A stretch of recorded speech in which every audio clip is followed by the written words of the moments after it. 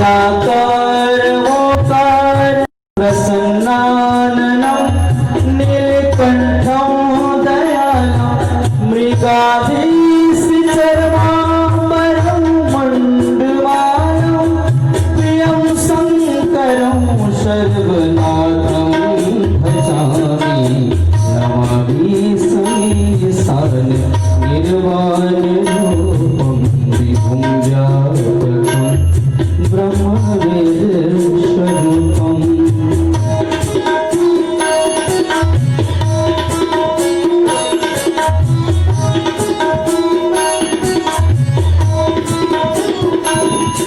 त्रयशूलनिर्मूलनं शूलपाणि भजेऽहं भवानी पतिं भागव्यं कलातीत कल्पान्तकारी सदा सज्जनानन्ददाता पुतारी नमामि समीसानं निर्वाणरूपं विभुं व्यापकं ब्रह्मवेदस्वरूपम्।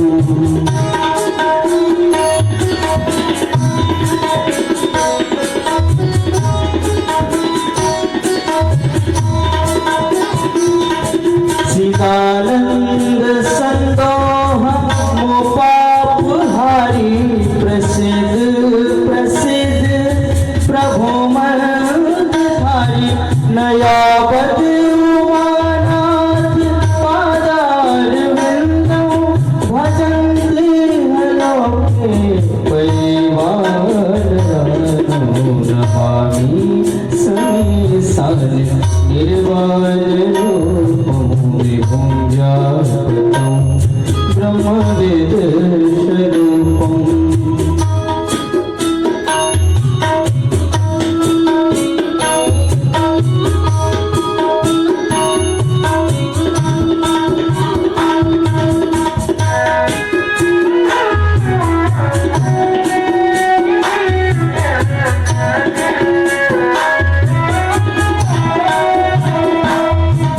न जानामि योगं जपं नैव पूजा न तोऽहं सर्वदा सौभुभ्यम् अराजन्मदुःखोत्तापम्यमानो प्रभु पाहि नमामि सशम्भो नमामि समीसानं निर्वाणरूपं विभुं व्यापकं ब्रह्मवेदस्वरूपम्।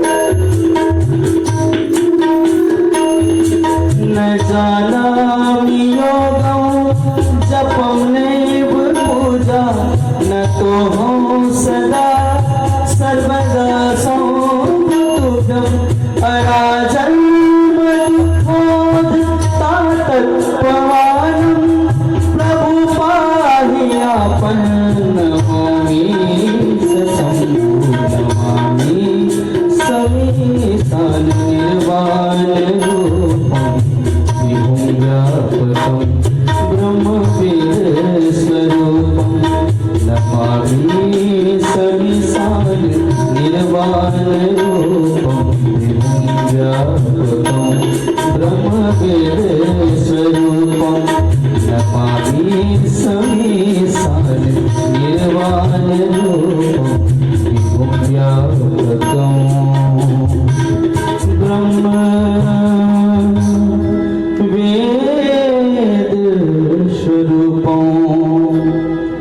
रुद्राष्टकमिदं प्रोक्तं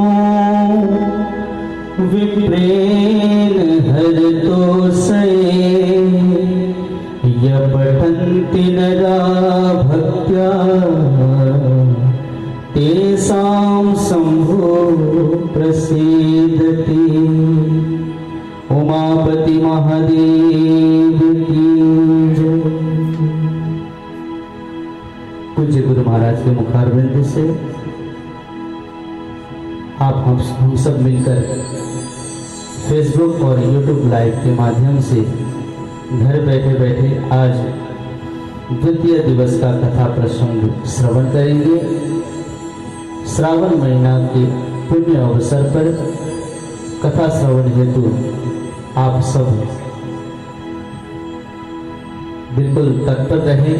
यूट्यूब के माध्यम से और फेसबुक लाइव के माध्यम से आप सबको कथा से आपका जो कलुषित मन है, आप सबका जो पाप है, भय है, क्षय है, इन सब को नाश करने के लिए शिव कथा, शिव चर्चा अब पूज्य गुरु महाराज के मुखारबिंद से प्रारंभ होने जा रहा है। मैं निवेदन करता हूँ महाराज जी को कि अपने मुखारबिंद से आज द्वितीय दिवस का जो कथा प्रसंग है कृपया प्रारंभ करें।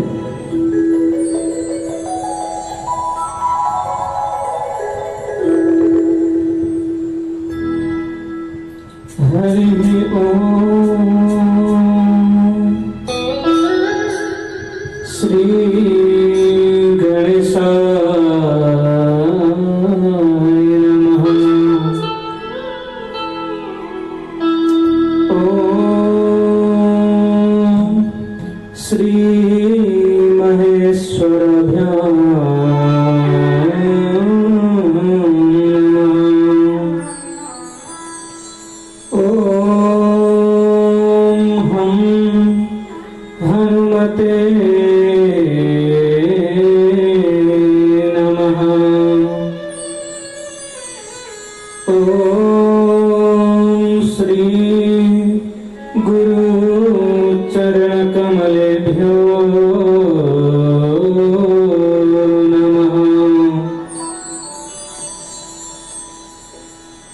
कर्पूर गौरम करुणावतारम संसार सारम भुजगेन्द्रहारम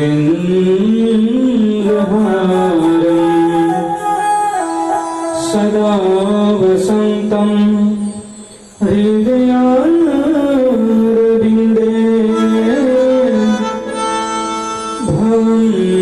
भवानी सहितं नमामि। मनोजवं मारुततुल्यवेगं जितेन्द्रियं बुद्धिमतां वरिष्ठं वातात्मजं वानरयोधमुख्यं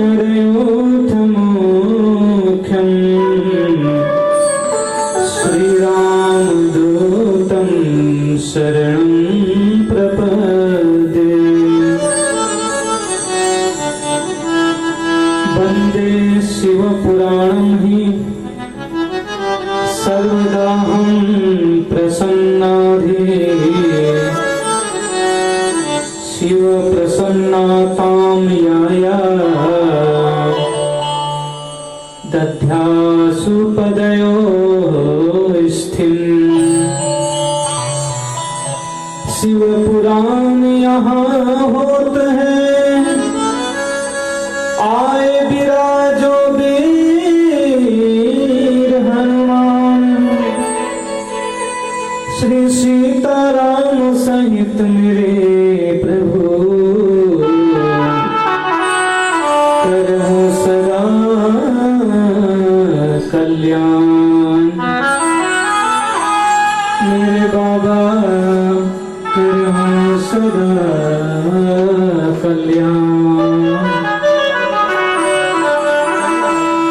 बोलिए श्री गणपति जी महाराज की जय। उमापति महादेव की जय। श्री सतगुरुदेव महाराज की जय। आइए प्यारे भक्तजनों, सब मिलकर के प्रेम और श्रद्धा के साथ सर्वप्रथम श्री शिव पंचाक्षर स्तोत्रम का पाठ करें। प्रेम और भाव से बाबा की स्तुति करेंगे। सब मिलकर के बाबा का पाठ साथ साथ में गाने का प्रयास करेंगे। बोलो शंकर भगवान की जय।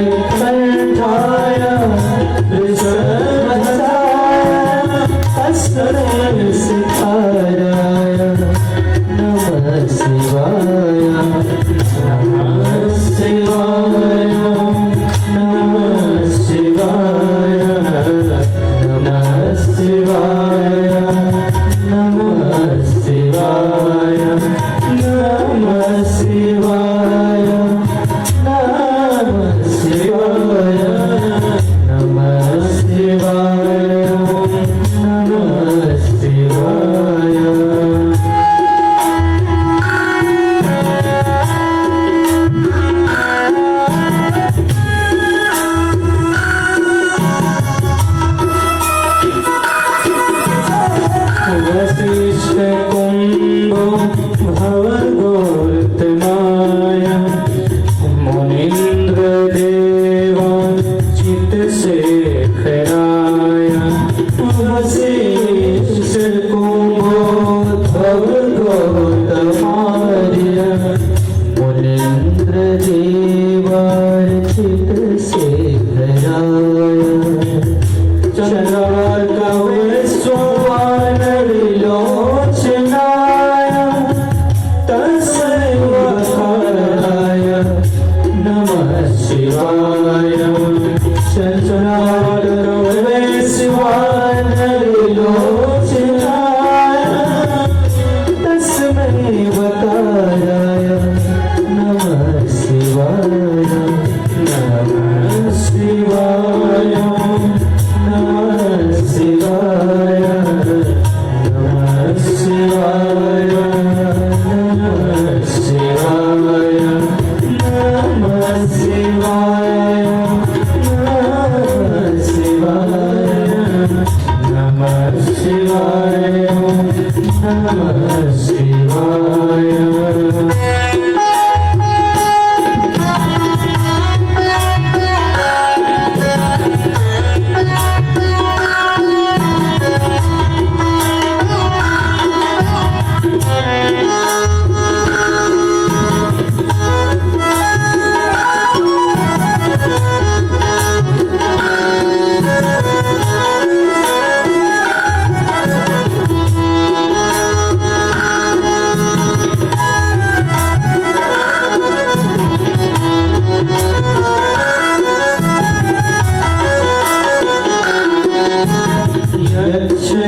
स्वरूपाय जटाधराय पिनाकहस्ताय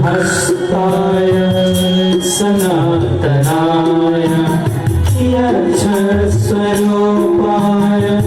जटाधराय पिनाकहस्ताय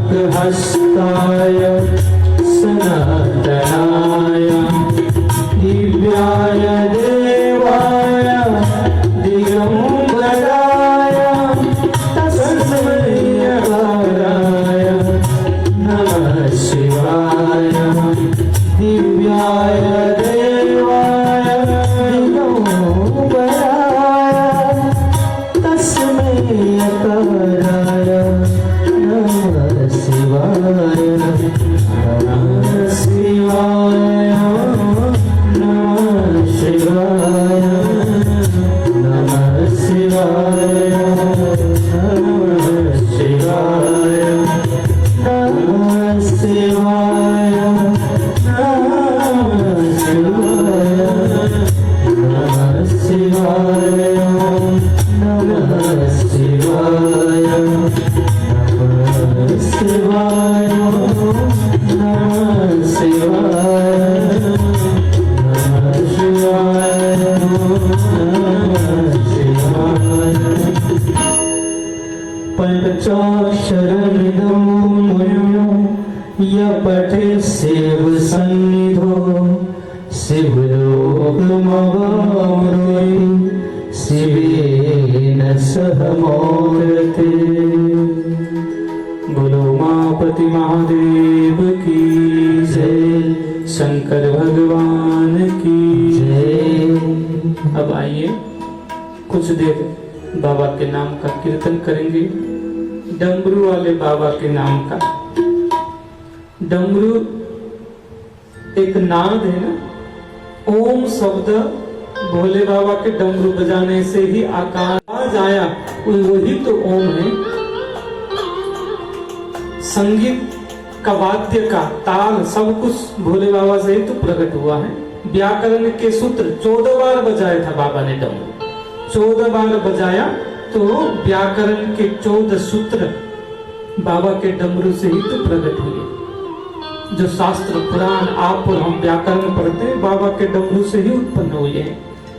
तो आइए कथा से पूर्व डमरू वाले बाबा को 2 मिनट सब मिलकर के याद करेंगे। बोलो डमरू वाले बाबा की जय।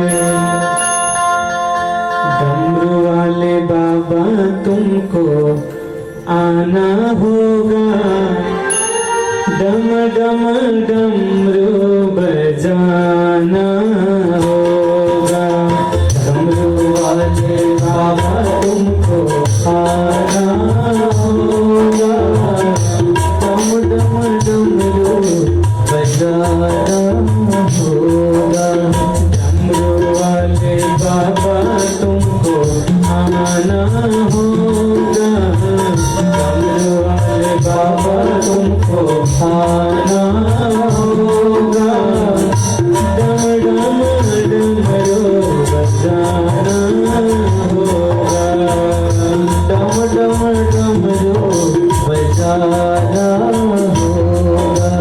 माँ गौरा के संग में गणपति लाना होगा, माँ गौरा के संग में गणपति लाना होगा, डमरू वाले बाबा तुमको आना होगा, डम डम डमरू बजाना होगा। सब ताली बजाते हुए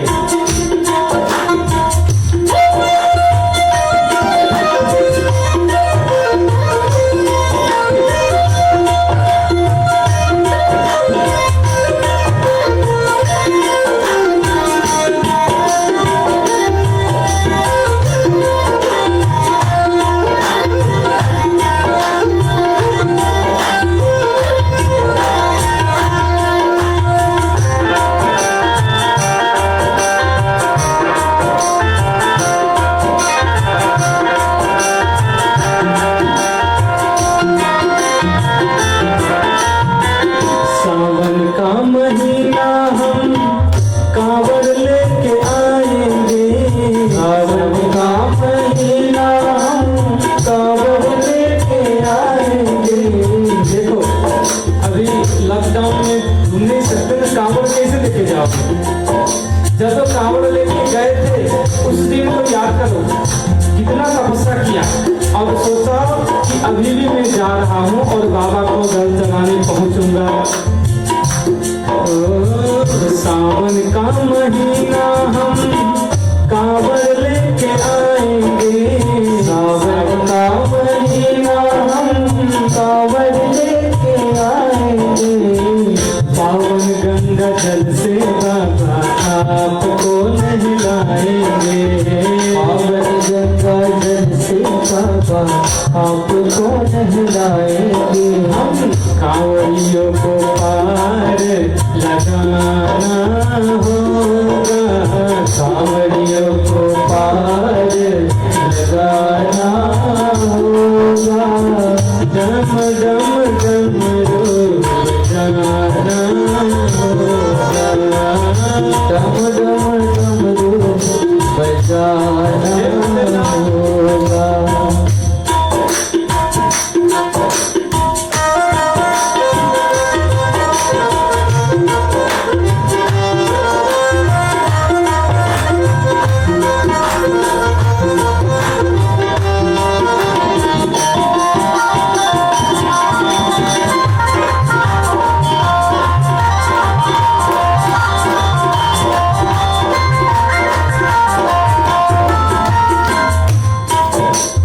भांग धतूरा दूध बाबा आपको चढ़ाएंगे, भांग धतूरा दूध बाबा आपको चढ़ाएंगे, केसर चंदन का आपको तिलक लगाएंगे, केसर चंदन का आपको तिलक लगाएंगे, भक्तों का कष्ट मिटाना होगा, भक्तों का कष्ट मिटाना होगा, डम डम डमरू बजाना होगा, डम डम डमरू बजाना होगा।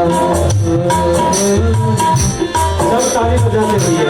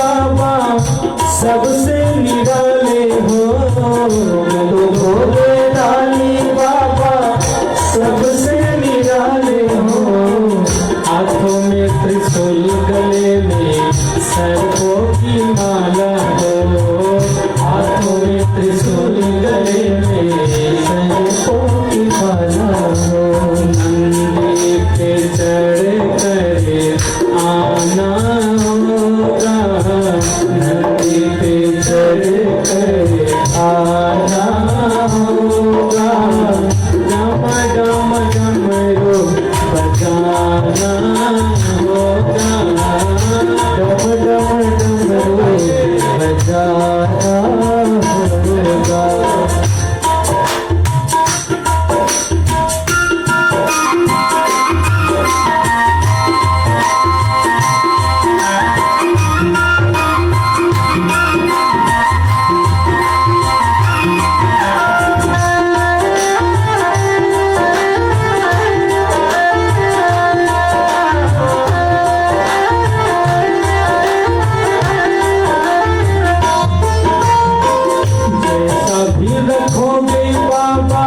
वैसा ही मंजूर है, जैसा भी रखोगे बाबा वैसा ही मंजूर है, जैसा भी रखोगे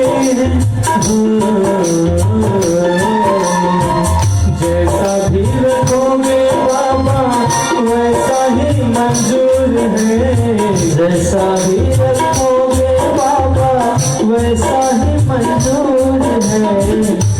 तेरी दया तो बाबा पाना भी जरूर है, तेरी दया तो बाबा पाना भी जरूर है।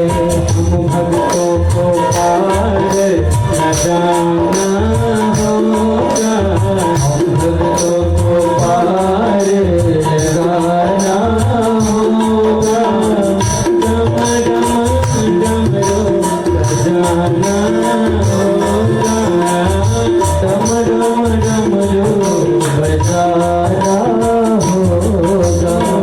नमः शिवाय ओम नमः शिवाय ओम नमः शिवाय ओम नमः शिवाय ओम नमः शिवाय ओम नमः शिवाय ओम नमः शिवाय ओम नमः शिवाय ओम नमः शिवाय ओम नमः शिवाय ओम नमः शिवाय ओम नमः शिवाय। हर हर महादेव, हर हर महादेव, हर हर महादेव शिव शंभो। बोलिए श्री गणपति जी महाराज की जय, श्री शिव शंकर भगवान की जय, श्री हनुमान जी महाराज की जय, श्री सद्गुरुदेव महाराज की जय। परम पावन परम पवित्र शिव महापुराण को कोटि कोटि नमन, कोटि कोटि प्रणाम करते हुए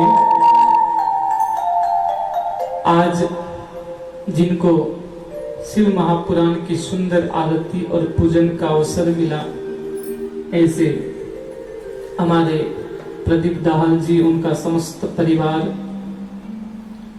और जो भी ऑनलाइन के माध्यम से श्रीमद् भागवत कथा को श्रवण कर रहे हैं, आप सब भक्तों को मैं व्यासपीठ से कोटि कोटि नमन करता हूँ, कोटि कोटि प्रणाम करता हूँ। शिव जी की महिमा, शिव जी की कथा जीते जी सुनो या मरने के बाद सुनो, दोनों ही आपको कल्याण करने वाला होता है। कल महात्म्य में आप और हम सब ने सुना ना, देवराज ने जीते जी सुना बीमार अवस्था में, तो भी उसका कल्याण हो गया, शिवधाम मिल गया। और बिंदुक ने, जो चंचुला का पति था बिंदुक, उसको मृत्यु के बाद उसके कल्याण के लिए कथा सुनाई गई, तो उसको भी सीधा शिवलोक मिल गया। दोनों स्थिति में जिसके श्रवण से आपको मुक्ति, भुक्ति, संतुष्टि सब कुछ मिल जाए, उसी का नाम शिव कथा है। बोलो शंकर भगवान की जय। आप और हम मनुष्य है ना, मानव और महादेव की कथा, मानव होकर के महादेव की कथा नहीं सुनी तो वो जीवन में उसने कुछ भी नहीं किया। यहां लिखा है, श्री सूत जी महाराज से 88,000 ऋषि मुनि लोग प्रश्न करते हैं, गुरुदेव आप हमें ये बताइए कि आपने बड़ी सुंदर शिव पुराण की महत्व को बतलाया, लेकिन शिव कितने प्रकार के हैं, शिव के स्वरूप कितने प्रकार के हैं। सूत जी महाराज कहते हैं, देखो शिव जी की भक्ति आप घूमते हुए भी याद कर लोगे तो बोला है ना, आपके पास समय नहीं है, जैसे भी याद कर लोगे फिर भी कल्याण करेगा। लेकिन संसार के जीव प्रायः पुण्य करना छोड़ दिए। ब्राह्मणों का काम पहले क्या होता था, विद्या का अध्ययन करना और विद्या सबको बांटना। लेकिन अब कलयुग में ब्राह्मण लोग कैसे होंगे, यहां लिखा है ब्राह्मण लोग लोभी हो जाएंगे। उसके बाद क्षत्रिय का काम क्या था, क्षत्रिय अपने धर्म के लिए, अपने राष्ट्र के लिए योद्धा करे, संघर्ष करे, वो क्षत्रिय धर्म की रक्षा करने वाला। लेकिन अभी के समय में सारे क्षत्रिय कायर बन गए हैं, आप और हम देख रहे हैं। उसके बाद वैश्य, वैश्य का काम क्या था, खूब धन कमाना और उस धन से अपने राष्ट्र की उन्नति, अपने धर्म की उन्नति।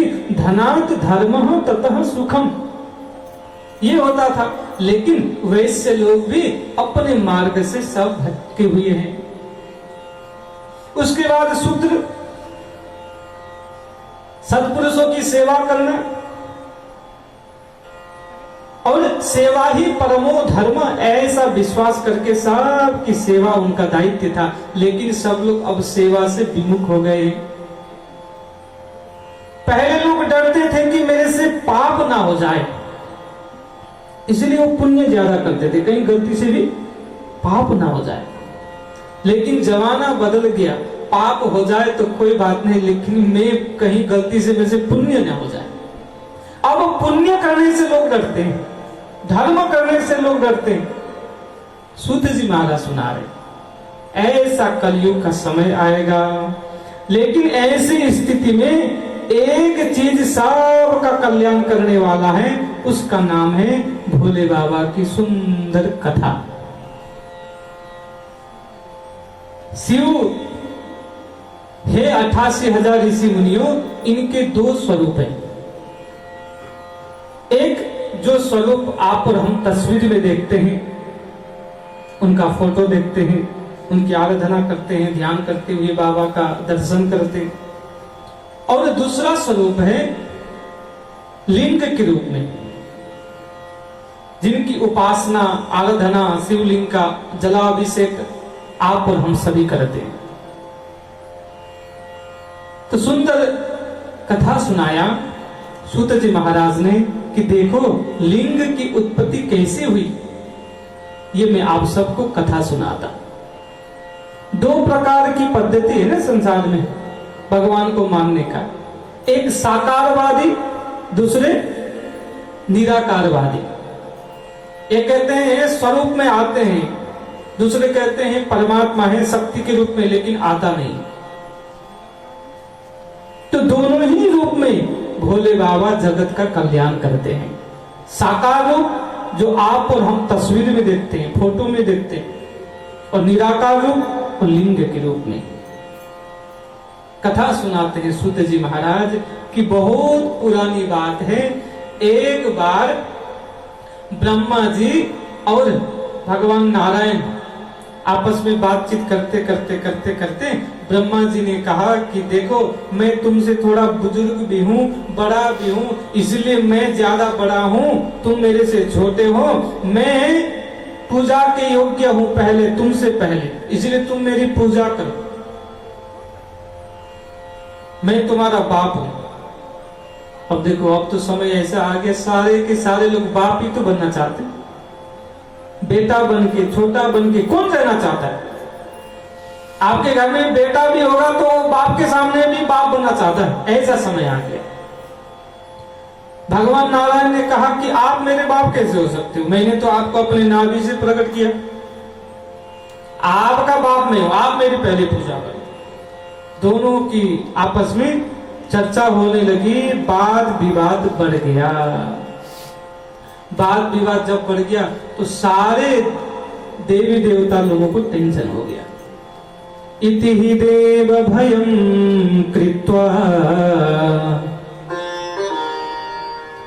जगतो कैलास शीघ्रम। सब लोगों को टेंशन हो गया, दोनों का आपस में झगड़ा हो गया। तो देखिए,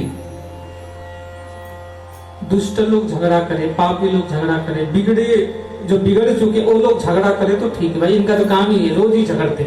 लेकिन अच्छे लोग झगड़ा करे तो समाज में क्या संदेश जाता है, लोगों में क्या संदेश जाता है।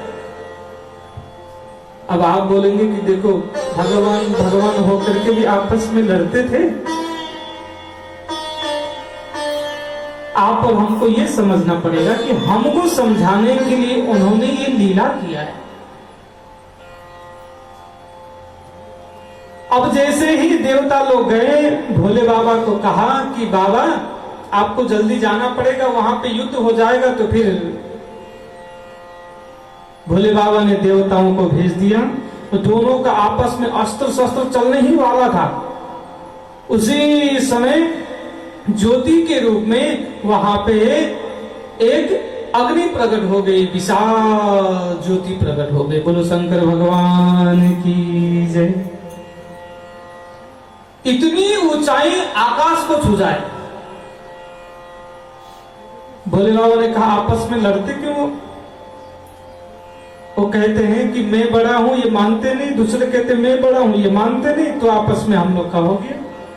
बोले देखो, श्रेष्ठ वही है, बड़ा वही है जो इस ज्योति का और छोर पता कर सके। तो भोले बाबा ने कहा कि ब्रह्मा जी आप ऊपर, इसका अंतिम कहां है वो पता करके आओ। तो शिव महापुराण में लिखा है, हंस का रूप बना करके ब्रह्मा जी ऊपर की ओर चले गए। नारायण नीचे की ओर गए, बारहा का रूप धारण करके, शुक्र का रूप धारण करके जा रहे हैं। अनेकों वर्ष बीत गए लेकिन और छोर का पता नहीं चला। अच्छा एक बार बोलो हर हर महादेव। दोनों जा रहे हैं और छोर का पता नहीं, लेकिन भगवान नारायण वापस आ गए और उधर से ब्रह्मा जी भी आ गए।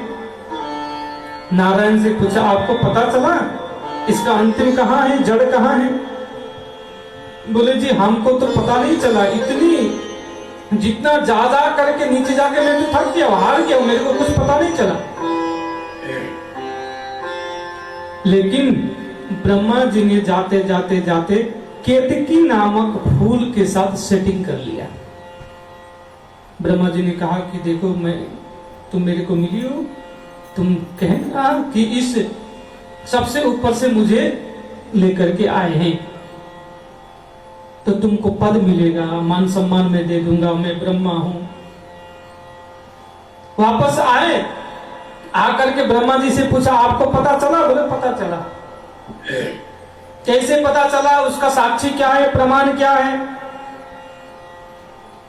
बोले ये केतकी फूल है ना, मैं ऊपर से ही लेकर के आया। केतकी से पूछा क्या ये बात सही है, तुमको ऊपर से उठा के लेके आए? बोले जी। भोले बाबा ने उसी समय कहा आज से तुम पूजा के योग्य नहीं हो, पूजा में तुम कभी नहीं चढ़ पाओगे। क्यों? क्योंकि तुमने सबसे बड़ा झूठ बोला। ऐसा भी लिखा है कि बगल में साक्षी के रूप में गौ माता को भी दिखाया। गौ माता से पूछा कि तुमने देखा? तो मुख से कहा कि ऐसे ऐसे, लेकिन पूछ हिला के कहा नहीं। इसलिए संत महापुरुष कहते हैं कि गौ का सारे अंग पवित्र हैं, लेकिन मुख से झूठ बोला था ना, इसलिए गाय का मुख अशुद्ध माना गया है शास्त्रों में, पुराणों में। अब ब्रह्मा जी ने जब झूठ बोला,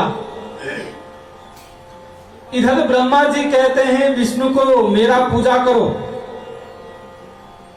मेरी आराधना करो, क्योंकि अब तो पता चला, मैं पता लगा के आया हूं, मैं बड़ा हूं और तुम छोटे हो, मैं बाप हूं और तुम बेटे हो।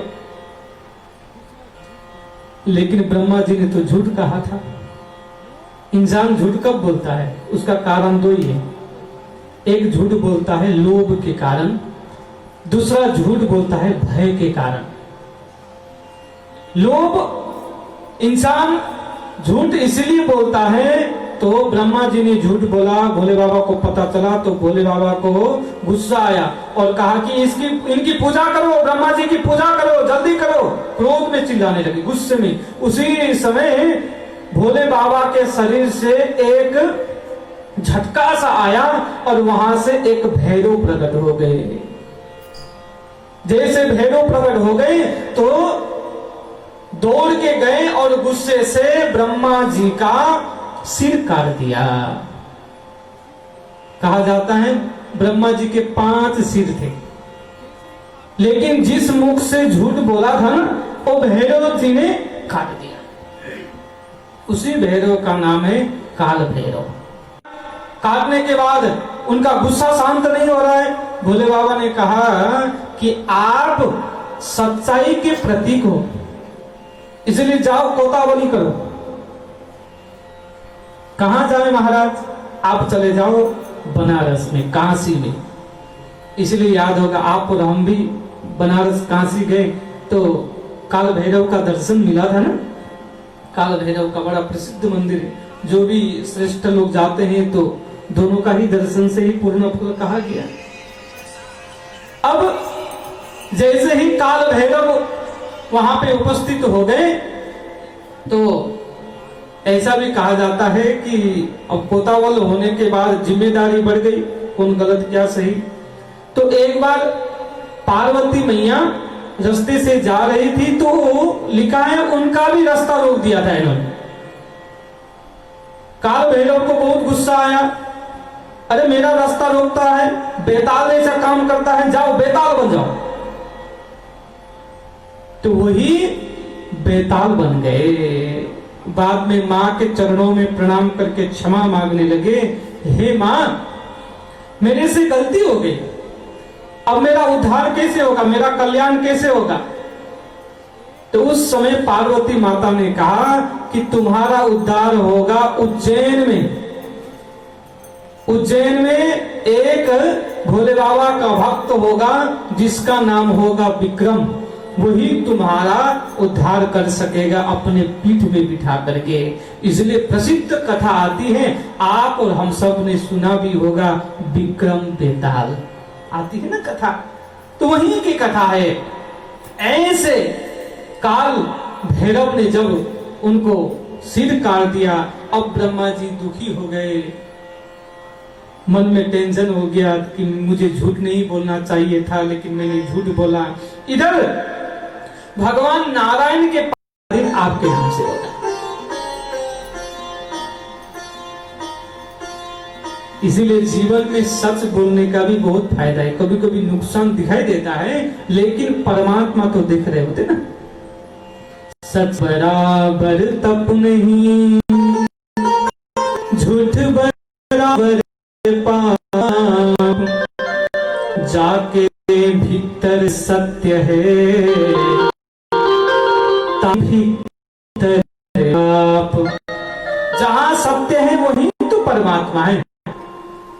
नरसिंह भगवान प्रहलाद जी को दर्शन देने क्यों आए? क्योंकि वो सच्चे थे। इसलिए कहते हैं भक्त भी बनो तो सच्चे बनो, कि खंबा फाड़ के भी आ जाए। और भी बनो तो एक नंबर बनो, जिससे भगवान के हाथ से ही आपका मुक्ति हो जाए। जैसे कंस का हुआ, जैसे रावण का हुआ। बहुत क्षमा मांगा ब्रह्मा जी ने, तो ब्रह्मा जी ने क्षमा मांग करके जब प्रार्थना की तो ब्रह्मा जी के हाथ से लाल सिंदूर भोले बाबा ने स्वीकार किया, लाल टीका, लाल चंदन। इसलिए बाबा को सबसे सुंदर अच्छा लगता है चंदन बाबा को बहुत पसंद है। चंदन चढ़ाना, जल चढ़ाना, धतूरा चढ़ाना। देखिए धतूरे की बहुत बड़ी महिमा बताई है। शिव महापुराण में लिखा है जिस परिवार में या फिर जिस स्त्री को संतान सुख की कमी होती है वो नित्य भोले बाबा को एक धतूरा चढ़ा दे, उसकी ये कष्ट से वो बाहर आ जाएगी और उसकी मनोकामना पूरी हो जाएगी। धतूरा नित्य जो भोले बाबा को चढ़ाता है। बोलो शंकर भगवान की। जिस दिन ये ज्योति प्रकट हुई और जहां प्रकट हुई मार्ग शीर्ष मास में आर्द्र नक्षत्र में ज्योति प्रकट हुई अरुणाचल प्रदेश में, और उसी दिन को शिवरात्रि भी कहा जाता है। शिवरात्रि के दिन आप यहां पे लिखा है शिव महापुराण, चावल दान करने का बड़ा पुण्य है। उस दिन यहां पे अरुण प्रदेश में आज भी कपूर से खूब उनको चढ़ाया जाता है। कपूर चढ़ाया जाता है वहां पे जिस दिन प्रकट हुए थे शिव महाशिवरात्रि के दिन। और इस दिन किया हुआ पूजा 1 वर्ष तक पूजा करने का जो फल मिलता है ना, 1 साल आप पूजा करोगे बाबा की, जो फल मिलेगा उस दिन एक दिन आप मनसा वाचा कर्मणा होकर के पूजा करोगे तो 1 साल तक पूजा करने का फल मिल जाता है। बोलो शंकर भगवान की जय। तो महाराज जैसे ही ब्रह्मा जी ने क्षमा मांगा, भगवान ने और दोनों का आपस में वार्तालाप होगा तो दोनों की दोस्ती हो गई। एक बार बोलो हर हर महादेव। देखिए दोस्ती सबसे होती है ना, लेकिन जिसके साथ सच्चाई की दोस्ती होती है ना वो दोस्त लंबा चलता है ना, इसलिए दोनों की दोस्ती बहुत गहरी है। एक हर है और दूसरे हरि है। इसलिए आपको केदारनाथ जाना हो तो भी हरिद्वार होके जाना पड़ता है, और आपको बद्रीनाथ जाना हो तो भी हरिद्वार होके जाना पड़ता है। हरिद्वार 2 नाम है ना, एक हरि के द्वार जाने का मार्ग, दूसरा हर के द्वार जाने का मार्ग भी वही है। इसलिए दोनों में कोई भेद नहीं है। राम और कृष्ण में, शिव और राम में, शिव और कृष्ण में कोई भेद नहीं है। और जो भेद दृष्टि से देखता है समझ लो उसकी बुद्धि में कुछ कमी है। शिव महापुराण यही सिखाता है। क्यों? जैसे दोनों आंखें हमारे है ना, अब एक कहे मेरा ये आंख नहीं केवल ये वाला है तो फिर क्या कहलाएगा? एक आंख वाला कहलाएगा, पूर्ण नहीं कहलाएगा। इसलिए अष्टमूर्तियों में भोले बाबा का एक मूर्ति कहा गया है आत्मा। तो श्रीमद् भागवत में तो सारी गोपियां कहती हैं कि हे कृष्ण आप सबके आत्मा हो, और शिव महापुराण कहता है बाबा आप सबके आत्मा हो। तो कौन सच कौन सही? अब यहाँ पे केवल भागवत जी को लोगे और शिव पुराण को छोड़ोगे, ये भी तो नहीं कर सकते, दोनों को लेना पड़ेगा। इसलिए दोनों को जोड़ करके ही पूर्ण होता है। इसलिए हर और हरि में कोई भी भेद नहीं होना चाहिए। हर हर महादेव शंभो काशी विश्वनाथ गंगे। हर हर महादेव शंभो काशी विश्वनाथ गंगे। काशी विश्वनाथ गंगे, काशी विश्वनाथ गंगे, काशी विश्वनाथ गंगे, काशी विश्वनाथ गंगे, काशी विश्वनाथ गंगे, काशी विश्वनाथ गंगे, काशी विश्वनाथ गंगे, काशी विश्वनाथ गंगे। हर हर महादेव शंभो काशी विश्वनाथ गंगे। हर हर महादेव शंभो काशी विश्वनाथ गंगे। हर हर महादेव शंभो काशी विश्वनाथ गंगे। हर हर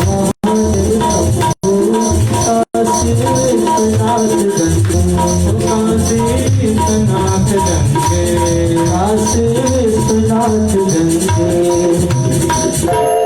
उमापति महादेव की। हमारे भोले बाबा के भी 5 मुख हैं।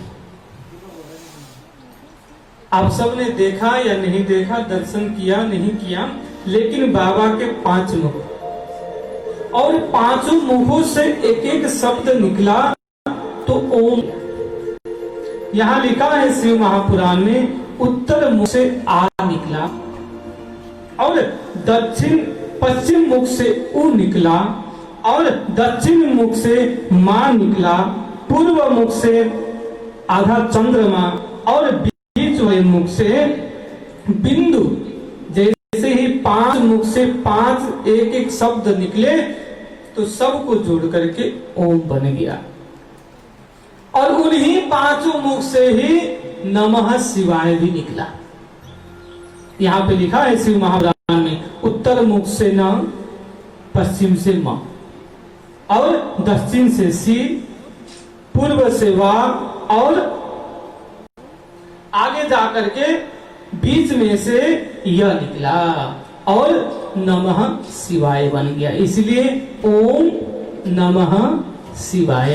इस मंत्र का जो भी जाप करता है उसको बिना मांगे सब कुछ मिल जाता है। बोलो शंकर भगवान की। 88,000 ऋषि मुनियों ने प्रश्न किया कि हे गुरुदेव, शिव जी की पूजा हम कैसे करें?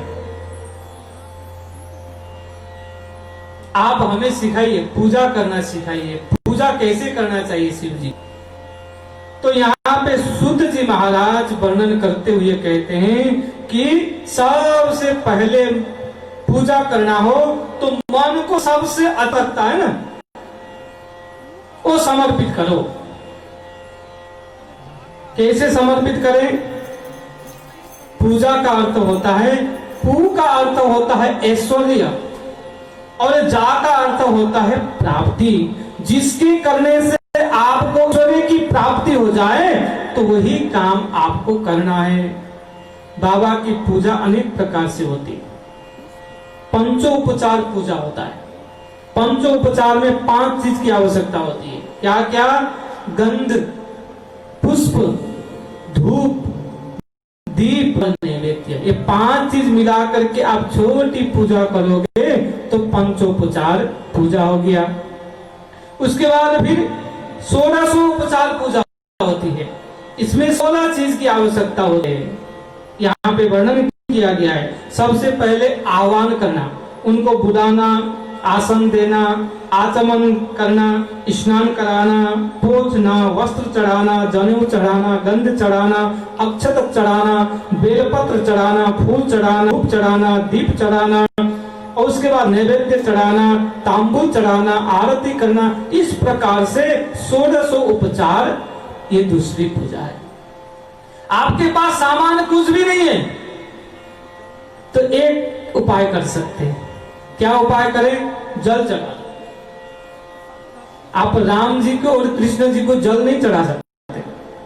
राम और कृष्ण जी को जल चढ़ाओगे तो गड़बड़ हो जाएगा। क्यों?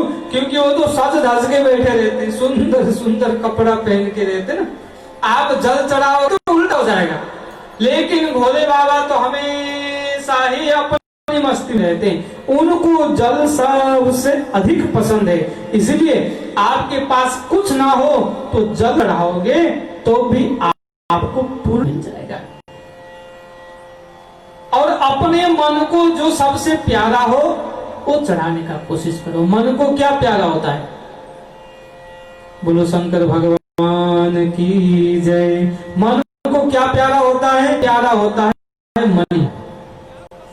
देखिए हमारे दाहल जी मुस्कुरा रहे। मणि है? मन को क्या पसंद है? मणि। तो उस मणि से क्या करो? आपके अनेक कम से कम 10 पीढ़ी तक वो रहे ऐसा मंदिर बना दो। आपने बच्चों को पैसा दिया, धन दिया, वो धन का सदुपयोग करेंगे, गलत काम में लगाएंगे, कुछ पता नहीं। लेकिन आपने अपने मन के पसंद के मणि से मंदिर बना दिया तो आप 1000 वर्षों तक आपका नाम अमर रहता है। इसलिए मैंने देखा है हमारे दाल जी ने अपने घर के अंदर भीतर बड़ा सुंदर मंदिर भी बनाया। शायद ये कोरोना की महामारी नहीं होती तो इनके घर में भीड़ लगी रहती है। अपने मन के पसंद के मणि से भोले बाबा का सुंदर मंदिर बना दो। और श्रीमद् भागवत में भी श्री कृष्ण से उद्धव ने पूछा कि हे भगवान, आप को प्रसन्न करने का, आपको खुश करने का क्या उपाय है? बोले मुझे खुश करने का एक ही उपाय है कि तुमको जो सबसे प्यारा हो वो मुझे चढ़ा दो तो मैं प्रसन्न हो जाऊं। गोपियों ने अपने आप को ही चढ़ा दिया। तो भोले बाबा की बड़े प्रेम से पूजा करो। पूजा करने के बाद फिर बाबा से कुछ इच्छा है तो आप मांग सकते हैं। आइए बाबा का बड़े प्रेम से आप हम सब ने पूजा किया, आराधना की, अब कुछ मांगते हैं। सब मिलकर के गुनगुनाएंगे। बोलो शान की जय, आपति महादेव की जय। हे दयालु मेरा भी भंडार भर देना, हे दयालु मेरा भी भंडार भर देना। आपका सेवक हूँ बेड़ा पार कर देना, आपका सेवक हूँ बेड़ा पार कर देना।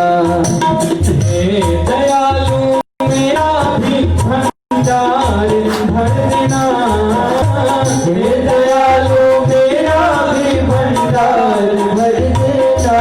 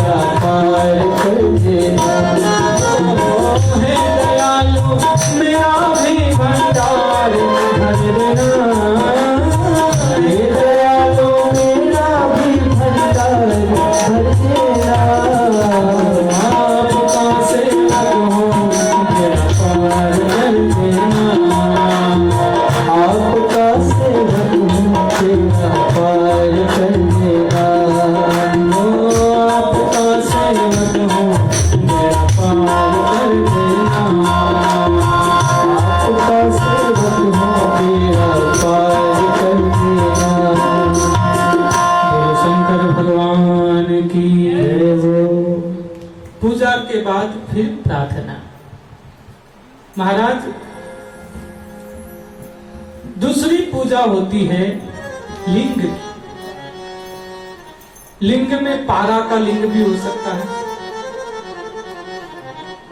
और पत्थर का भी हो सकता है, और सबसे उत्तम मिट्टी का बतलाया गया, पार्थिव शिवलिंग सबसे उत्तम है। और मिट्टी लेकर के आओ, उसको गूंदो, उसमें जल डालो, उसमें सुंदर बनाओ। बनाते समय एक मंत्र बोलो। आप लोग भी एक बार मेरे साथ में ये मंत्र बोले।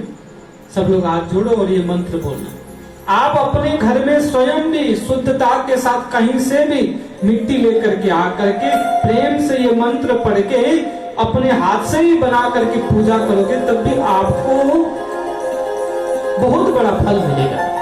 सब बोलेंगे मेरे साथ, हरो महेश्वर शंभु,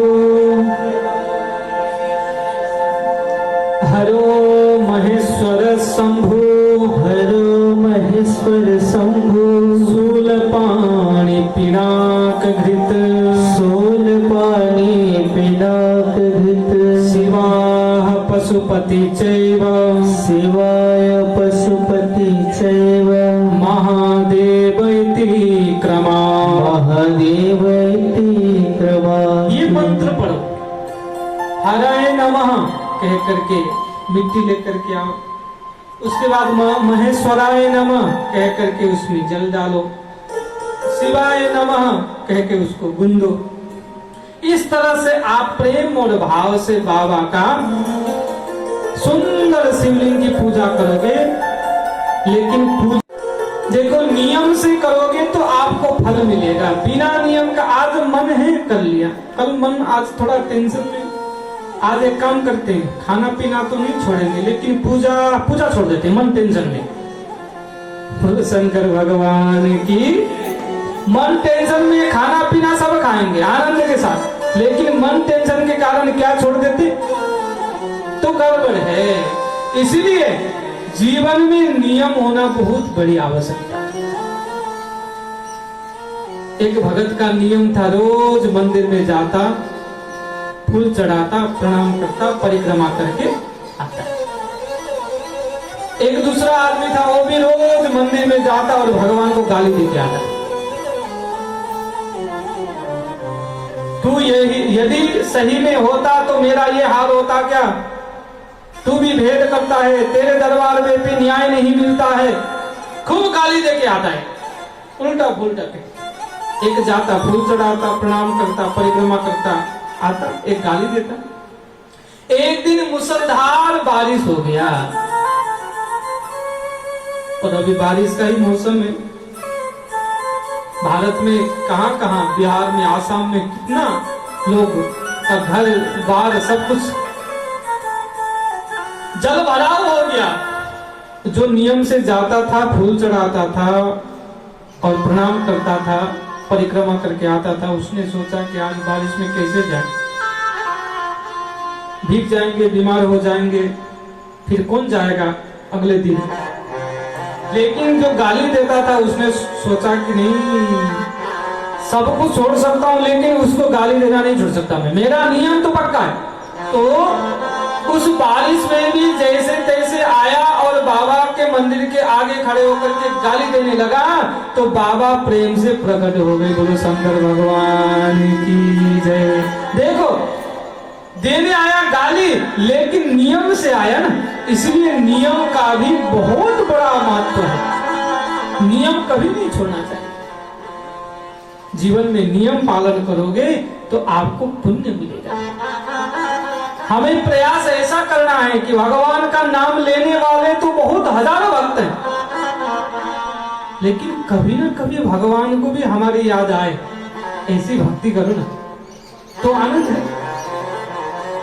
बड़ा प्रसिद्ध कथा है, आप सबने सुना होगा। एक बार नारद जी घूमते घूमते घूमते घूमते गए कहा, राम जी के पास। तो दरवाजे पे हनुमान जी थे। नारद जी ने पूछा, राम जी का दर्शन होगा?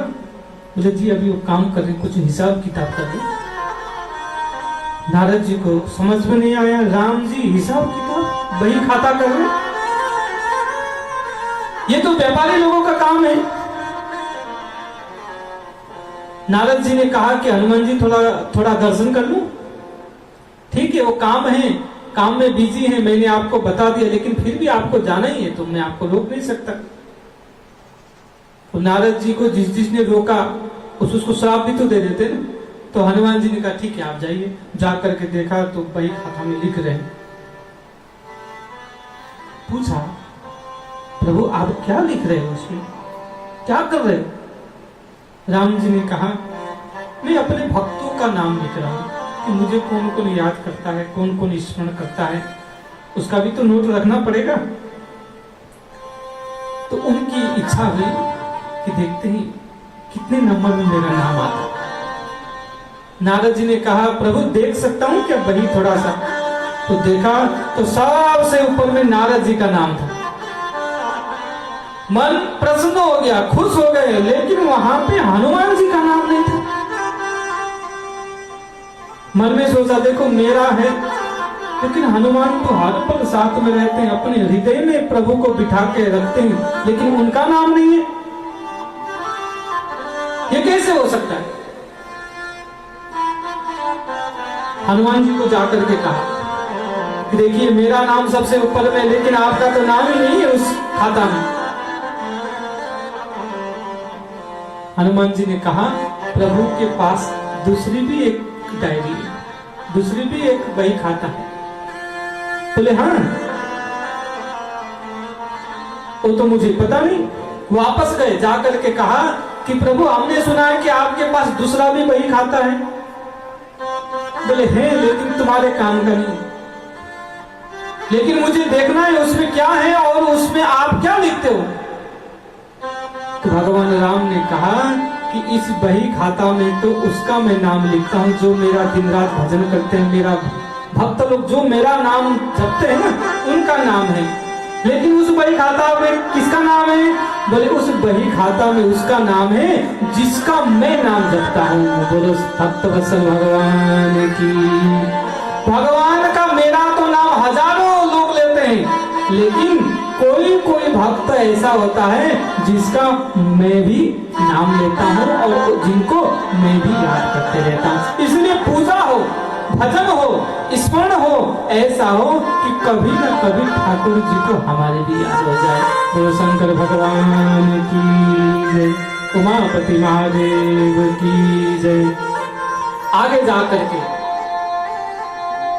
आज की अंतिम कथा है, ध्यान से सुनिएगा। आगे जा करके सूत जी महाराज से सौनक आदि मुनियों ने कहा कि हे प्रभु आपने बड़ी अच्छा पूजा की विधि हमको बतलाई, लेकिन भोले बाबा की शादी कैसे हुआ? भोले बाबा ने को शादी करने की क्या जरूरत पड़ी? सुनने में आया कि पहले सती थी, फिर बाद में पार्वती बनकर के आई। ये सब आप हमें विस्तार से कथा सुना। सूत जी महाराज को सौनक आदि ऋषि मुनियों को सूत जी महाराज सुनाने लगे। नारद मोह का बड़ा सुंदर प्रसंग महाशिव पुराण में वर्णन किया गया। रामचरित्र मानस में जो नारद जी के मोह का प्रसंग आता है ना, वो प्रसंग शिव महापुराण से ही लिया हुआ बाबा तुलसीदास जी। कथा ऐसे आती है कि एक बार संत नारद घूमते घूमते घूमते घूमते घूमते घूमते महाराज हिमालय के पहाड़ों में चले गए। शीतल शीतल हवा चल रही है, सुगंधित हवा। एकांत दिखाई दिया तो नारद जी को ध्यान करने का मन हुआ। देखो, दो लोगों को एकांत पसंद है ना, एक भजन करने वाले योगी को, दूसरा संसार का भोग करने वाले भोगी को। दोनों को एकांत पसंद है। संत नारद भक्त हैं, एकांत में बैठ करके भजन करने का मन हुआ। वहां का वातावरण देख के तो भजन में लीन हो गए, प्रेम से ध्यान करने लगे, स्मरण करने लगे। उसी समय इंद्र को पता चला, अरे बाप रे बाप, नारद जी कठोर ध्यान कर रहे हैं, कहीं ज्यादा ध्यान कर लिए और उनका प्रताप बढ़ गया और मेरा कहीं ये स्वर्ग का गद्दी छीन लिया तो इसलिए इनका ध्यान तो तोड़ना पड़ेगा। देखो अभी भी आप और हम देखते हैं ना, सबको कुर्सी की ही चिंता है ना। अपना देश बिक्री हो जाए, अपना देश बेचो, अपना धर्म बेचो, अपनी संस्कृति बेचो, अपना सब कुछ नष्ट हो रहा है, देख रहे हैं आंखों के सामने, फिर भी अंधे बने हुए हैं। किसके लिए? केवल कुर्सी के लिए। उनको केवल कुर्सी चाहिए, बाकी कुछ भी हो जाए कोई मतलब नहीं। वृंदावन में हमें भागवत पढ़ाने वाले गुरु जी तो ये भी कहते थे कि कलयुग के नेता लोग ऐसे होंगे कि वो चल रहे हैं, बगल में कोई मरा हुआ व्यक्ति भी दिखाई दे तो वो कुर्सी हासिल करने में ये काम आएगा या नहीं आएगा, वो पहले देखेंगे तब उसकी सेवा करेंगे या फिर तब उसका हेल्प करेंगे, ऐसा समय आएगा। इंद्र को टेंशन हो गया तो अप्सराओं को भेज दिया नारद जी का ध्यान तोड़ने के लिए। अप्सराएं आई, नाचने लगी खूब। महाराज कुछ नहीं हुआ। कामदेव को भेजा, जिस कामदेव ने भोले बाबा का ध्यान भी भंग कर दिया था। कथा कल आएगी पार्वती जी के शादी के समय। अब कामदेव आए, अनेक प्रकार के अपने बाण चलाते हैं लेकिन कोई असर नहीं होता। अप्सराएं बगल में आकर के जोर जोर से गीत गाती हैं, मधुर मधुर। नारद जी को कुछ फर्क नहीं, ध्यान में ली नहीं। अब इंद्र ने सोचा कि क्या करें, जयकारा लगाते हुए बड़ा सा माला लेकर के आए और नारद जी के चरणों में प्रणाम करके उनको माला पहनाई। कामदेव आए और आकर के उनको माला पहनाई। कामदेव ने कहा कि जिस शंकर को मैंने जीत लिया था आपके सामने मैं हार गया। इंद्र ने स्वागत किया, सबने स्वागत किया तो अभिमान आ गया। बोलो शंकर भगवान की जय।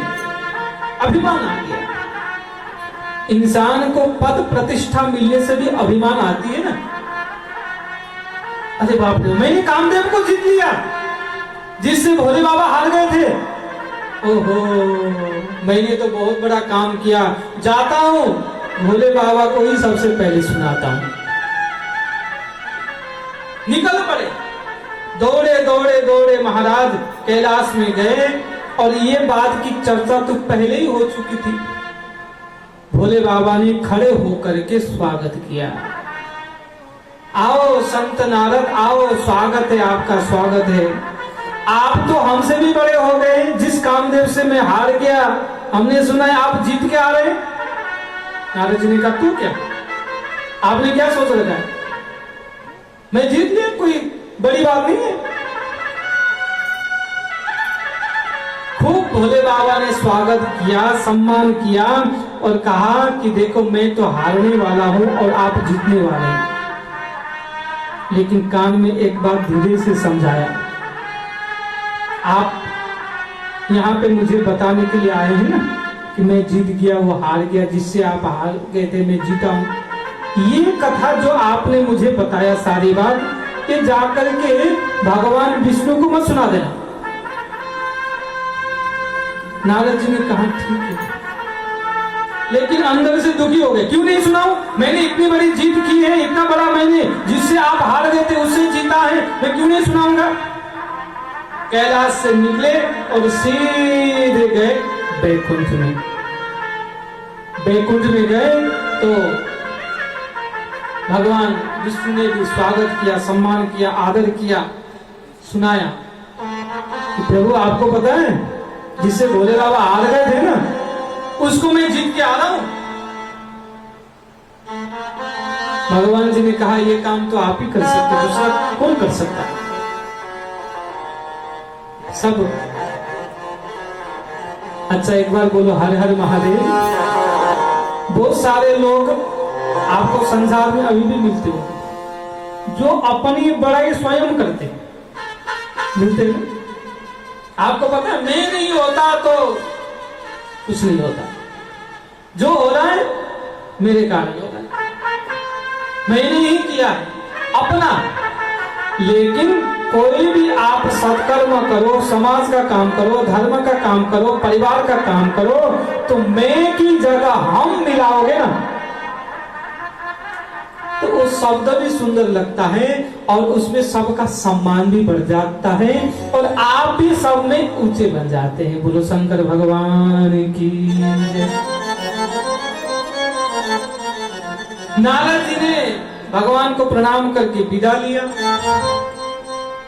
जैसे ही विदा लिया तो परीक्षा लेने के लिए भगवान नारायण ने एक 100 योजन विस्तार वाला एक नगर का निर्माण किया।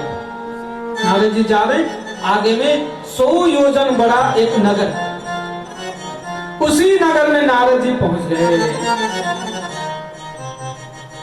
वहां पहुंचने के बाद उस नगर के राजा का नाम है शील निधि। उनकी पत्नी का नाम, उनकी बेटी का नाम है विश्व मोहिनी। नारद जी आए, पता चला, नारद जी को प्रणाम करके कहा कि मेरी बेटी का, मेरी पुत्री का हाथ देख दीजिए कि इसको पति कैसा मिलेगा। नारद जी ने कहा अभी बताता हूं। हाथ जैसे देखने के लिए विश्व मोहिनी आई, हाथ देखा तो उस हाथ में कुछ और था, लेकिन नारद जी कुछ और समझ गए। उसमें क्या था कि 14 भवन का जो 14 लोग का मालिक है ना, वही इसके पति होंगे, ऐसा था। लेकिन नारद जी ने क्या देखा, जो इस विश्व मोहिनी से शादी करेगा वो 14 लोग का मालिक बन जाएगा, 14 लोग का पति बन जाएगा। नारद जी ने सोचा अरे बाप रे बाप, इससे शादी करने वाला 14 लोग का मालिक, इसका मतलब विष्णु के बराबर। शंकर को तो मैंने जीत ही लिया और विष्णु की भी बराबर होने का मौका मिल रहा है, क्या करें? उपाय सोचा कि मैं सबसे सुंदर कैसे बनूं। तो भगवान नारायण सबसे सुंदर हैं, कुछ समय के लिए उनका स्वरूप मैं मांग लेता हूं। दौड़े दौड़े गए बैकुंठ में, प्रभु जरूरी काम से आपके पास आया हूं। बोले क्या काम है? सारी बातें बताई और कहा मुझे इतना सुंदर बना दो, इतना सुंदर बना दो कि 14 लोग का मैं मालिक बन सकूं, ऐसा मुझे सुंदर बना दो। भगवान ने कहा देखो मैं वही करूंगा जिसमें तुम्हारा शुभ हो, जिसमें तुम्हारा अच्छा हो। देखो माता पिता अपने बच्चे की बात नहीं मानते ना, कभी कभी बच्चों की बात क्यों करते हैं? क्यों? क्योंकि माता पिता वही करवाना चाहते हैं जिसमें उनका भला हो। बेटे को सर्दी लगी है और कहता है कि मुझे नींबू पानी पीना है, मुझे अनानास खाना है, मुझे फ्रिज का पानी पीना है, तो माता पिता नहीं देते हैं ना। वैसे ही भगवान ने कहा कि जिसमें तुम्हारा कल्याण होगा मैं वही करूंगा। इन्होंने सोचा मुझे सुंदर बना दिया, लेकिन भगवान ने क्या दिया था? बंदर का मुंह दिया। और शादी की तैयारी हो गई। नारद जी ने सोचा सबसे आगे जाकर के बैठ जाता हूं, क्योंकि सबसे पहले मुझे पहनाएंगे, शादी होगी, सब लोग देखते रह जाएंगे। जाकर के बैठे, लेकिन बंदर का मुख, शिव जी के गण हंसने लगे। नारद जी ने सोचा हंसते होंगे वैसे ही, अभी हंसो ना, बाद में पता चलेगा जब विश्व मोहिनी मेरे से शादी करेगी। और जब बरमाला लेकर के आई तो आकर के जैसे नारद जी की तरफ तो देखा भी नहीं, दूसरे रास्ते से जाने लगी। उसके बाद दूसरे लाइन में जाके बैठे, वहां पर भी उसने देखा तक नहीं, लेकिन बाद में जाकर के महाराज अंतिम में बैठे हुए भगवान विष्णु को वरमाला पहना दिया। तो नारद जी अचंभित हो गए, ये क्या हो गया? भगवान भी यहाँ आए हैं तो शिव के गणों ने कहा, अरे बंदर जैसा तुम्हारा मुख है, जाकर के कम से कम पानी में मुख तो देख लो। दौड़े दौड़े जाकर के देखा तो बंदर जैसा मुख है। अब तो महाराज दौड़े दौड़े दौड़े आए, आकर के भगवान विष्णु को भी श्राप दिया। क्या श्राप दिया कि जैसे मुझे विश्व मोहिनी के वियोग में तड़पना पड़ा, आपको भी पत्नी के वियोग में तड़पना पड़े। इसलिए राम बन करके आए तो पत्नी का वियोग भोगना पड़ा। शिव के गण हंस रहे थे तो वही कुंभकर्ण और रावण बन करके आए, राक्षस बनने का श्राप दिया। और महाराज बड़े प्रेम से नारद जी ने सोचा, जब वो माया चली गई तो नारद जी ने सोचा, अरे बाप रे बाप, भगवान ने तो मेरा परीक्षा लिया था और मैं परीक्षा में फेल हो गया। बार बार स्तुति करने लगे, क्षमा मांगने लगे और कहने लगे, प्रभु किसी भी भाव से जो भी हुआ हो, मैं आपके चरण में आया हूँ और मैं ऐसा मानता हूँ कि आज मैं धन्य हो गया। बोलो शंकर भगवान की। आइए आप और हम भी नारद जी के साथ 2 मिनट बाबा का स्तुति कर लेते हैं, सब मिलकर के गाएंगे।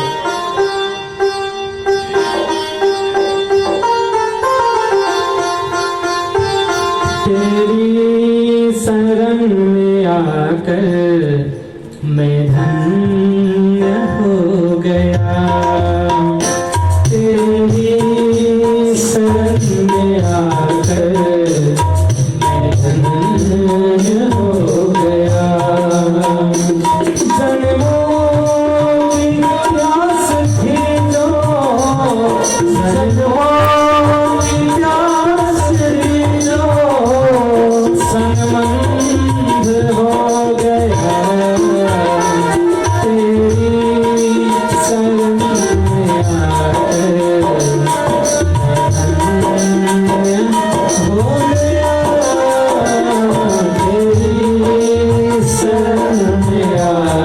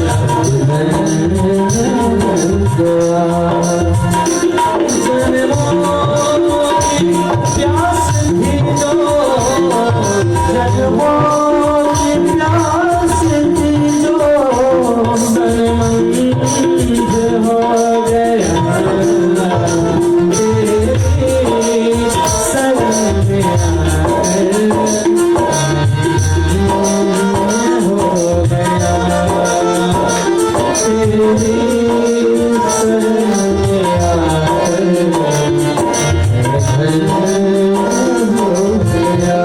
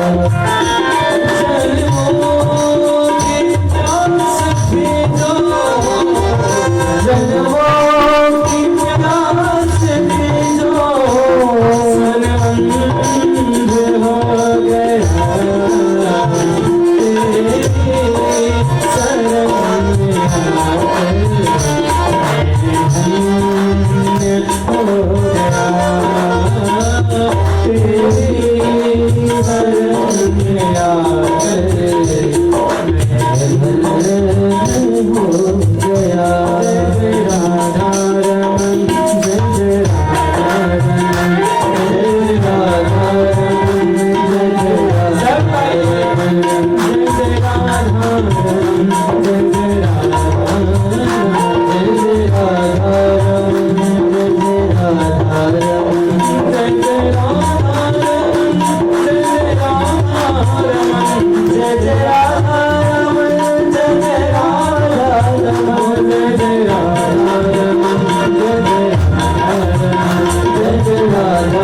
रमन, जय राधा रमन, जय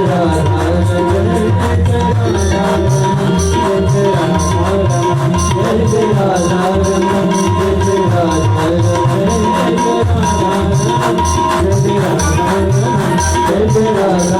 रमन, जय राधा महादेव की जय। आगे जाकर के भगवान शिव को दीप दान करने का बहुत बड़ा महत्व बतलाया गया है। ऐसा कथा आता है कि यज्ञदत्त के पुत्र अरिंद नामक उनके पुत्र ने एक दिन भोले बाबा के मंदिर में चोरी करने के लिए घुसे। चोरी करने के लिए घुसे तो अंधेरा था, तो कपड़ा जलाया दिखाई देगा बोल करके। लेकिन जब कपड़े का उजाला दिखा तो भोले बाबा ने उसी को दीप समझ लिया और उनको बाद में बंगाल का राजा बना दिया। बोलो शंकर भगवान की। ऐसा लिखा है उन्होंने बहुत दीप दान किए। दीप दान करने से क्या होता है बाबा को? आपका अंधेरा दूर हो जाता है। अंधेरा किस चीज का? दुख का, कष्ट का, भय का। दुख और अंधेरा भोले बाबा दीप दान करने से सब समाप्त कर देते हैं और आपके जीवन में उजाला भर देते हैं। क्या चीज का उजाला? सुख, शांति, समृद्धि और ज्ञान का उजाला भर देते हैं। इसीलिए दीप दान का भी बहुत बड़ा महत्व शिव महापुराण में बतलाया गया। इसलिए आप और हम भी श्लोक गाते हैं ना, असतो मां सत गमाया, तमसो मां ज्योतिर्गमाया, मृत्युर्मां अमृतम गमाया। दीपदान का महत्व यहाँ बतलाया गया। और सारे वृत्तियों को, सारे इच्छाओं को, सारे कामनाओं को नाश करने वाले, भस्म करने वाले भी भोले बाबा है। प्रसिद्ध कथा है, आप सबने सुनी होगी। वृकासुर नामक एक राक्षस था, उसने भोले बाबा की खूब तपस्या की। बाबा प्रकट हो गए, क्या चाहिए मांगो। उसने कहा जिसके सिर पे हाथ रख दो वो भस्म हो जाए, ऐसा वरदान दे। भोले बाबा तो जो भक्त मांगे वही देते। बोले तथास्तु। तो उसने सोचा कि बाबा जिसके सिर पे हाथ रखूं वही भस्म हो जाए। तो भोले बाबा के बगल में पार्वती को देखा। देखो दुष्ट है ना, दुष्ट आदमी अच्छा भी करे तो उसमें भी दुष्टताएं छुपा होगा, उसमें भी स्वार्थ छुपा होगा। उसने देखा पार्वती जी इतनी सुंदर है तो इनको अपना पत्नी बना लूं, लेकिन पहले इसको तो ठिकाने लगाऊं। शक्ति तो मिल गई, इसी के सिर पे हाथ रख देता हूं। पहले गए, ओ वृकासुर गया हाथ रखने के लिए। पार्वती ने बुद्धि लगाया, अब मैं क्या करूं, मैं बुद्धि लगाती हूँ। पार्वती ने कहा कि अरे इसको क्या, इससे तो मैं खुद ही परेशान हूं।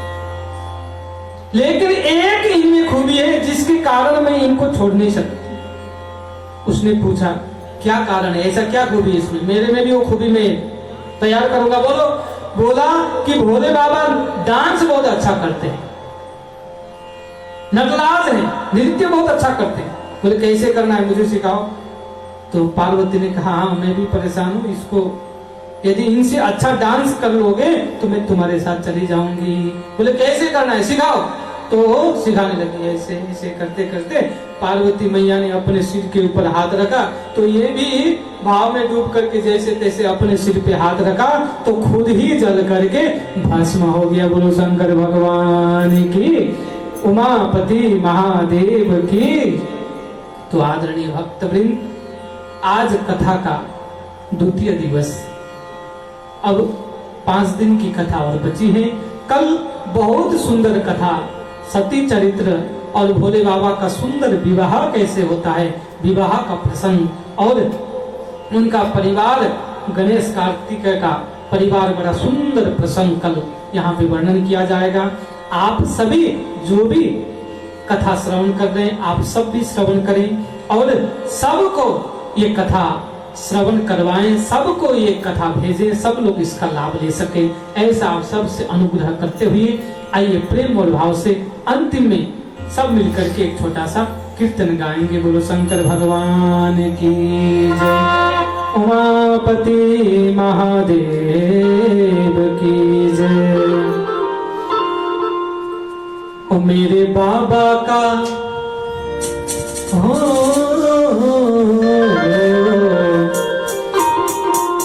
भोले बाबा का,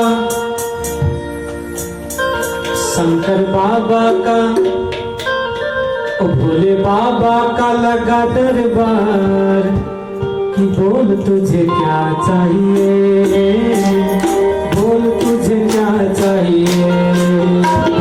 बाबा का लगा दरबार, बोल तुझे क्या चाहिए, ओ बोल तुझे क्या चाहिए। बाबा का लगा दरबार, बोल तुझे क्या चाहिए,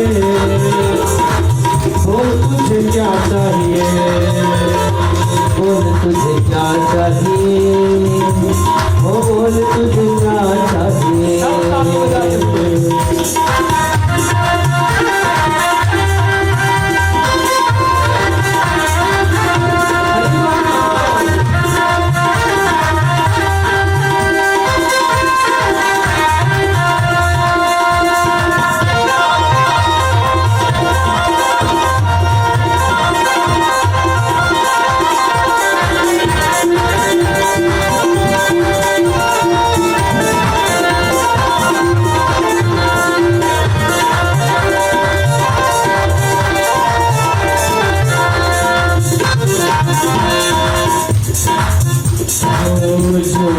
चाहो जो भी मांग लो भोला देता, जो भी मांग लो भोला देता, जो भी मांग लो भोला देता, जो भी मांग लो भोला देता।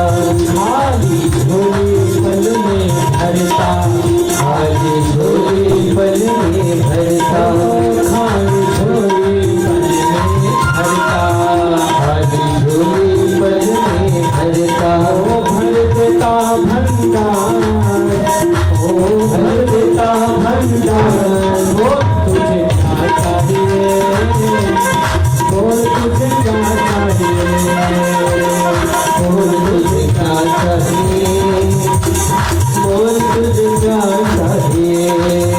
मेरे बाबा का लगा दरबार, बोल तुझे क्या चाहिए, बोल तुझे क्या चाहिए, बोल तुझे क्या चाहिए, बोल तुझे क्या चाहिए।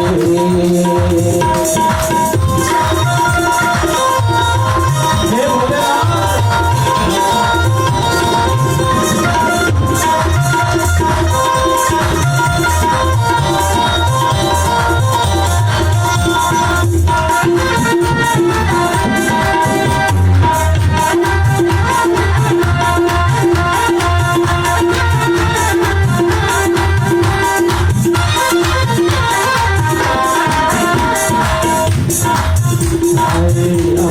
भक्तों के पास में रहता, अपने भक्तों के पास में रहता, अपने भक्तों के पास में रहता, अपने भक्तों के पास में रहता।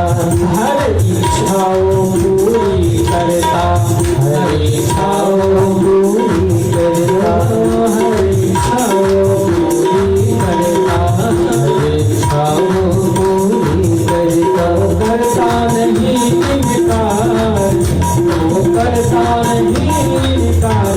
वो तुझे क्या चाहिए, बोल तुझे क्या चाहिए, बोल तुझे क्या चाहिए, बोल तुझे क्या चाहिए। बाबा का लगा दरबार, बोल तुझे क्या चाहिए, बोल तुझे क्या चाहिए, बोल तुझे क्या चाहिए,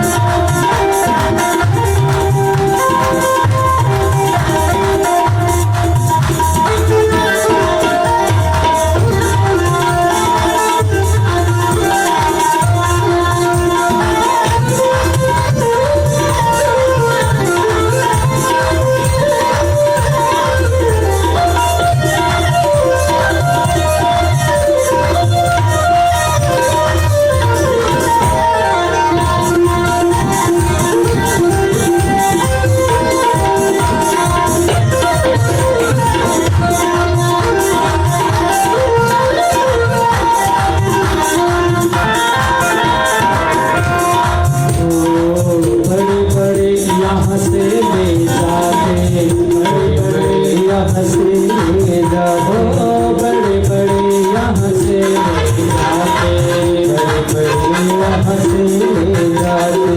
तुम काहे इतना शर्माते, तुम काहे इतना शर्माते, तुम काहे इतना शर्माते, काहे इतना शर्माते। मेरा भोला है लखदा तार, मेरा भोला है लखदा तार, बोल तुझे क्या चाहिए, बोल तुझे क्या चाहिए, बोल तुझे क्या चाहिए, ये शंभू बोल तुझे क्या चाहिए।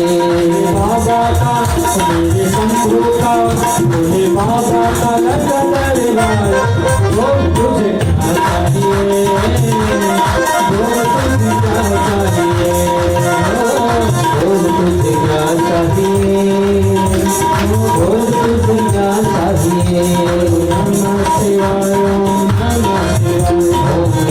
शिवाय, नमः शिवाय, नमः शिवाय, नमः शिवाय, नमः शिवाय, नमः शिवाय, नमः शिवाय, नमः